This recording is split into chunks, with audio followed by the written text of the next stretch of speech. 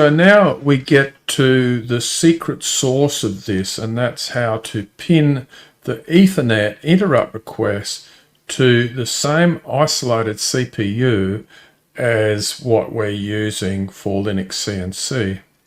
So why is this critical? Network drivers in Linux are never real time, so because we've isolated a CPU in Linux CNC, we need to force networked interrupts to be the same core to prevent delays. So we're eliminating the interrupt latency from other system processes.